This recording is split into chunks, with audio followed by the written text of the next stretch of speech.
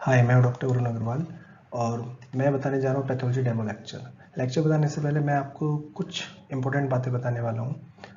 मैंने अपनी लाइफ में 2 बार यूपीएससी का एग्ज़ाम दिया, दोनों बार क्वालिफाई किया। या ऐसे बहुत सारे लोग होते हैं जो फर्स्ट टाइम एग्ज़ाम देते हैं और क्वालिफाई कर जाते हैं। इसका मतलब ये नहीं होता कि वो लोग इंटेलिजेंट हैं। बेसिकली होता क्या है, उनको ये पता होता है हमें क्या पढ़ना है और क्या नहीं पढ़ना। जिस दिन आपको ये पता चल गया ये पढ़ना है और ये नहीं पढ़ना, उसी दिन आपका सिलेक्शन हो जाएगा। मैं आपको थोड़ा सा आइडिया आज देने वाला हूँ क्या हमें पढ़ना है और क्या नहीं पढ़ना। आपका जो ऑल इंडिया का एग्ज़ाम होता है उसमें 100 क्वेश्चंस आते हैं। आउट ऑफ 100 75 क्वेश्चंस आयुर्वेद के होते हैं जो कि आप लोग सब पढ़ते ही हैं, और 25 क्वेश्चंस मॉडर्न से आते हैं। ये जो 25 क्वेश्चन जो मॉडर्न से आते हैं, मेरा मेन फोकस इस पर है क्योंकि ये बहुत वास्ट सब्जेक्ट है। आपको इसमें बहुत कुछ पढ़ना होता है, हमें समझ में नहीं आता क्या पढ़ना है क्या छोड़ना है। इसलिए मैंने 7-8 साल का मेरा जो एक्सपीरियंस है, उस एक्सपीरियंस पे मैंने लगभग 100 टॉपिक्स मैंने आप लोगों के लिए सेलेक्ट किए हैं। इन 100 टॉपिक्स में से हर साल लगभग 20 से 22 क्वेश्चन आते ही हैं। इन 100 टॉपिक में से आज मैं आपको एक टॉपिक बताने जा रहा हूँ जिसका नाम है cellular pathology and vector borne disease. इस तरह से मैं आपको 1 बाय 1 100 टॉपिक बताने वाला हूँ। विदाउट वेस्टिंग टाइम हम लोग स्टार्ट करते हैं। मेरा फर्स्ट टॉपिक जिसका नाम है cellular pathology and vector borne disease. बस मैं आपसे इतना ही कहूँगा कि आपको अपना फिक्स पैटर्न पता करना है। जैसे एम्स का अपना पैटर्न होता है, ऑल इंडिया का अपना पैटर्न होता है, स्टेट का अपना पैटर्न होता है। हमें सिर्फ उस पैटर्न को जानना है, हमें ये देखना है क्वेश्चन कहाँ से कितने आ रहे हैं। अगर आपने जिस दिन ये पता लगा लिया हमें ये पढ़ना है ये छोड़ना है, उसी दिन आपका सिलेक्शन है। आज मेरा पहला टॉपिक है cellular pathology and vector borne disease. पहले मैं आपको कुछ क्वेश्चंस बताता हूँ, मैं आपको क्या क्या बताने वाला हूँ। फिर मैं आपको कुछ थ्योरेटिकल पार्ट बताऊंगा, अगेन मैं आपको फिर क्वेश्चंस पे लेके आऊँगा। सेल इंजरी में आपको बताऊंगा नेक्रोसिस क्या होता है, programme cell death means apoptosis क्या होती है, cellular adaptation means hypertrophy, hyperplasia, atrophy, apoptosis के markers, death receptor, metaplasia, mosquito borne disease means vector borne disease के बारे में मैं आपको बताऊंगा, एडीज, रॉकी माउंटेन फीवर। ये जस्ट एक हाईलाइट है, इनके बारे में मैं आपको एक्सप्लेन करने वाला हूँ। एपोप्टोसिस क्या है, एपोप्टोसिस का मैसेंजर कौन है। वन लाइन क्वेश्चन से मैं स्टार्ट करता हूँ। सबसे पहले क्या होता है, सेलुलर इंजरी होती क्या है। मोस्ट कॉमन कोज इसका होता है हाइपोक्सिया।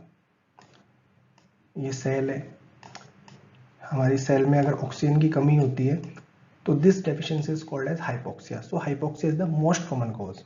अब क्या होता है हाइपोक्सिया होने, अगर कोई आपसे पूछता है सेल इंजरी का मोस्ट कॉमन कॉज क्या है तो हाइपोक्सिया, और कोई पूछता है हाइपोक्सिया का मोस्ट कॉमन मैकेनिज्म क्या है तो उसका आंसर है इस्चीमिया।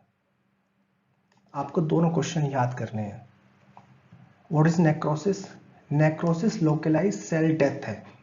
कहीं पर भी किसी भी टिश्यू में कोई चोट लग जाए, कोई केमिकल इंजरी हो जाए, कोई रेडिएशन इंजरी हो जाए, या कोई लोकलाइज इंजरी हो जाए, कोई ट्रॉमा हो जाए, तो वहां पर जो डेथ होती है, this abnormal death, localise abnormal death of tissue जो कि हाइड्रोलिटिक एंजाइम से हो रही है, this is called as necrosis. अब नेक्रोसिस क्या होती है, नेक्रोसिस की डेफिनेशन हो गई, ये भी अपने आप में क्वेश्चन। नेक्रोसिस के टाइप्स क्या होते हैं। सबसे पहला type coagulative, then liquefactive, caseous, fat and fibrinoids. अब सेकंड क्वेश्चन क्या आता है, मोस्ट कॉमन कोज नहीं, मोस्ट कॉमन टाइप क्या है तो उसका आंसर है कोगुलेटिव। कोगुलेटिव होता क्या है, कोगुलेटिव में क्या होता है, जो एक्सटर्नल आर्किटेक्चर होता है जिसे हम शेप बोलते हैं, ये मेंटेन होती है। लिक्विफेक्टिव में जो शेप होती है वो मेंटेन नहीं होती, तभी इसका नाम लिक्विफेक्टिव है, क्योंकि लिक्विड की तरह वो फ्लो करती रहती है। केशियस, केशियस क्या होती है, आपको इतना याद रखना, केशियस बहुत इंपॉर्टेंट है। क्यों इंपॉर्टेंट है, क्योंकि केशियस भी कोगुलेटिव का ही टाइप है, बिल्कुल सेम वैसा ही है। इसमें भी जो एक्सटर्नल शेप होती है, आर्किटेक्चर होता है, वो मेंटेन होता है, बस फर्क इतना है ये लंग्स में पाई जाती है। यानी पल्मोनरी टीबी के बारे में अगर आपसे कोई पूछता है कौन सी नेक्रोसिस है तो आंसर इज केशियस नेक्रोसिस। बिल्कुल टू द पॉइंट आपसे लोग इसमें 7-8 क्वेश्चन आते हैं नेक्रोसिस में। पहले आपसे डेफिनेशन पूछेंगे, मोस्ट कॉमन पूछेंगे, आप बताओगे कोगुलेटिव। फिर पूछा जाता है कोगुलेटिव में आप बोलोगे शेप मेंटेन होती है, इसमें मेंटेन नहीं होती, इसमें मेंटेन होती है। फिर इसके एग्जाम्पल पूछते हैं, जैसे कोगुलेटिव का एग्जाम्पल है heart and kidney, heart and kidney. लिक्विफेक्टिव का एग्जाम्पल है ब्रेन। केशियस मैं आपको बता दिया, पल्मोनरी टीबी। फैट जहां पर भी फैट होता है, जैसे पेनक्रियाज, पेनक्रियाज की जो नेक्रोसिस होती है उसे फैट नेक्रोसिस कहते हैं। Fibrinoid means auto immune disease, auto immune disease में जो भी नेक्रोसिस होती है, ऑटो इम्यून डिजीज में जो भी नेक्रोसिस होती है उसे फाइब्रिनोइड्स नेक्रोसिस कहते हैं। नाउ एपोप्टोसिस, एक बात आपको याद रखनी है, जो नेक्रोसिस होती है basically it's a inflammation, infection. तो इन्फ्लामेशन में क्या होता है, जो छोटी सी सेल है इसमें इन्फेक्शन या इन्फ्लामेशन हुआ, अल्टीमेटली नेक्रोसिस हुई। तो नेक्रोसिस होने से क्या होता है, सेल में पहले स्वेलिंग होगी, सेल का जो साइज है वो इंक्रीज हो जाएगा। जब भी सेल का साइज इंक्रीज होता है और इसके अंदर क्या होगा, मैंने बताया आपको, हाइड्रोलिटिक एंजाइम इंक्रीज हो जाएंगे, अल्टीमेटली सेल बस्ट हो जाएगी, फट जाएगी। This is called as necrosis. तो आपको याद रखना है, necrosis means inflammation. Now what is apoptosis? Apoptosis बिल्कुल अलग है नेक्रोसिस से। क्यों? क्योंकि it's a programme cell death. जैसे बहुत सारी सेल्स होती हैं हमारी बॉडी में जिनका काम खत्म हो गया, जैसे एम्ब्रियो है, एम्ब्रियो में क्या अपनी सेल ने अपना काम किया, अब उसे दूसरी सेल में कन्वर्ट होना है या उसका अपना काम खत्म है।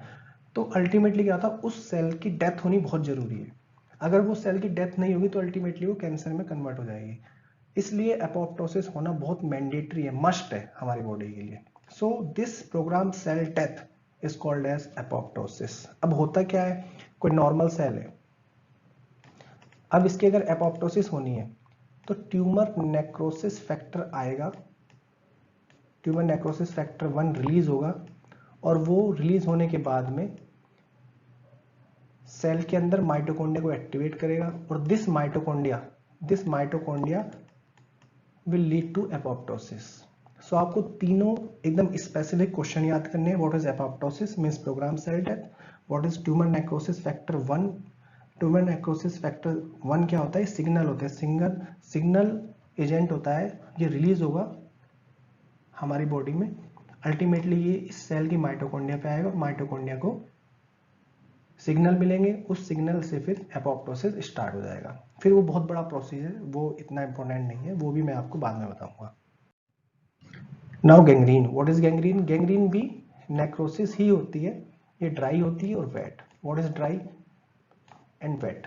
ड्राई मीन्स जब आर्टरी ब्लॉक होती है, आर्टरीज के ब्लॉक होने पे जो गैंग्रीन होती है उसे हम ड्राई गैंग्रीन कहते हैं। वेट मीन्स वेन्स के ब्लॉकेज से।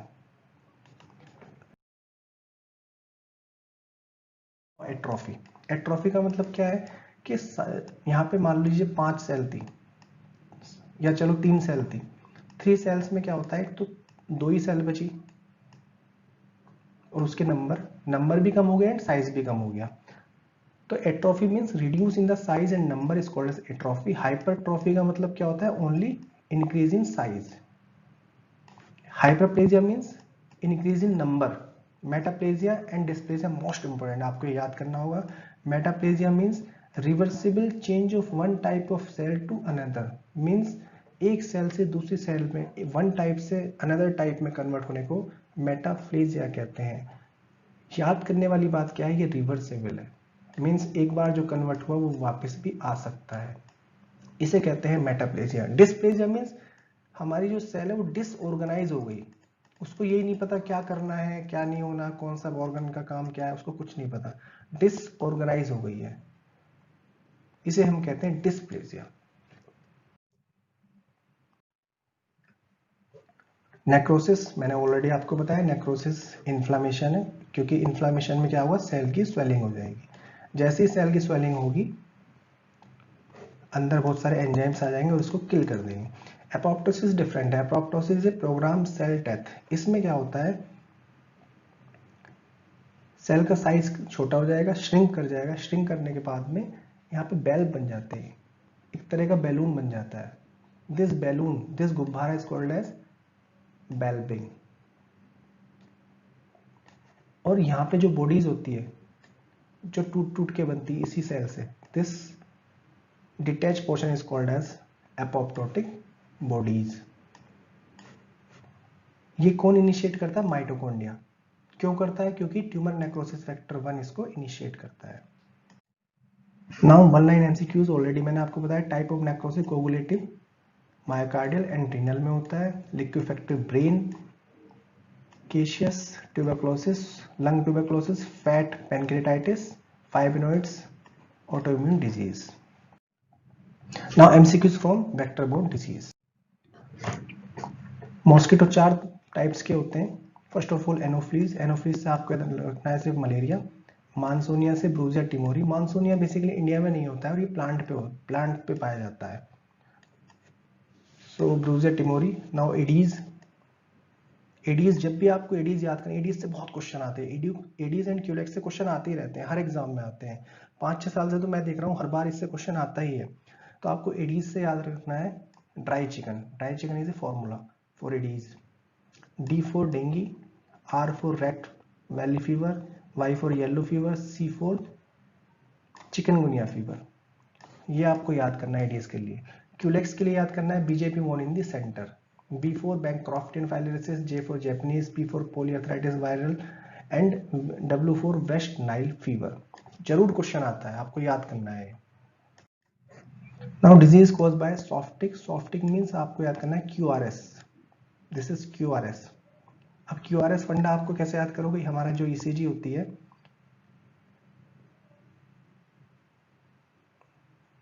ये Q wave, sorry P wave, this is Q wave, R, S और T. तो ये जो सेगमेंट है ECG का, जो वेंटिकुलर डीपोलराइजेशन कराता है, इस सेगमेंट को हम QRS सेगमेंट कहते हैं.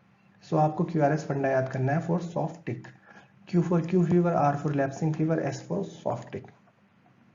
Now disease caused by this hard tick. Hard tick और soft tick पे क्वेश्चन लगातार आते रहे हैं. अगर आप पिछले 5-6 साल के क्वेश्चन करोगे तो आपको लगेगा कि वेक्टर बोर्न डिजीज से हमेशा एक क्वेश्चन आना ही है. तो this is the very hot topic. आपको कैसे याद करना है? बस इस B की जगह T लगाना है आपको.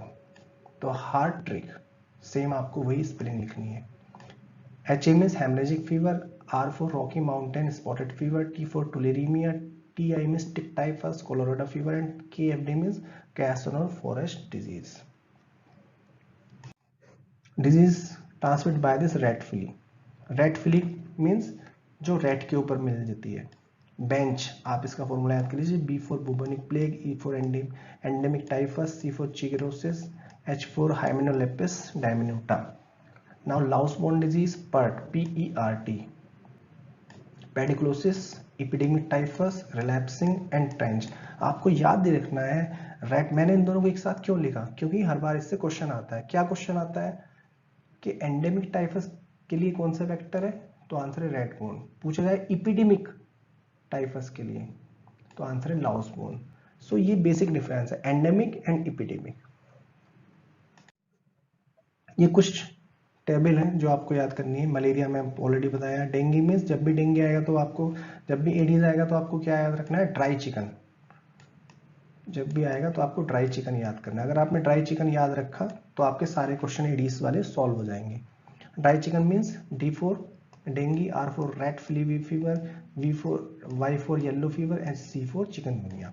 क्यूलेक्स जब भी आएगा तो आपको याद रखना है BJP more in the centre. हमेशा आपके क्वेश्चन सॉल्व होते रहेंगे. नाउ सीसी फ्लाई, SE, यहाँ पर भी है SE और SE. ये फंडा है इसको याद करने का. नाउ हाउस फ्लाई, जितनी भी डिसेंट्री होती है, कॉलरा होता है, वो सब हाउस फ्ली से होता है. नाउ आपको कैसे याद रखना है? ब्लैक फ्ली से. ब्लैक फ्ली से क्या होता है? River blindness. ब्लाइंडनेस मीन्स इंसान अंधा हो जाता है. अंधा मीन्स रात, अंधेरा, जहाँ पे रोशनी कम होती है उसे हम ब्लैक फ्लीज से होती है. आपको ये फंडे से याद करना है. Now play red flee.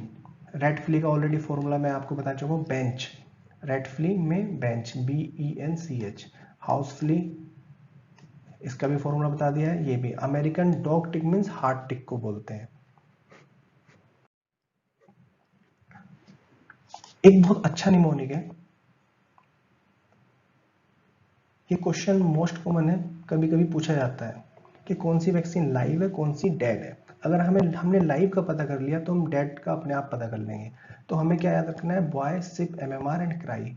Means B for BCG is live vaccine, OPV is live vaccine, yellow fever vaccine live vaccine, salmonella live, influenza, plague, mumps, measles, rubella and epidemic typhus all are live vaccine. अगर हमने live vaccine याद कर लिया तो हम dead vaccine का अपने आप पता लगा लेंगे। फॉर एग्जाम्पल प्लेग की जो वैक्सीन है वो लाइव वैक्सीन है, और प्लेग किससे होता है? रैट फ्ली से होता है, रैट फ्ली से होता है। सो इस तरह से हमें पता लगाना है कौन सा क्या है, कौन सी वैक्सीन। अब मैं आपको लेके चलता हूं क्वेश्चंस पे, हमें कैसे क्वेश्चंस सॉल्व करने हैं।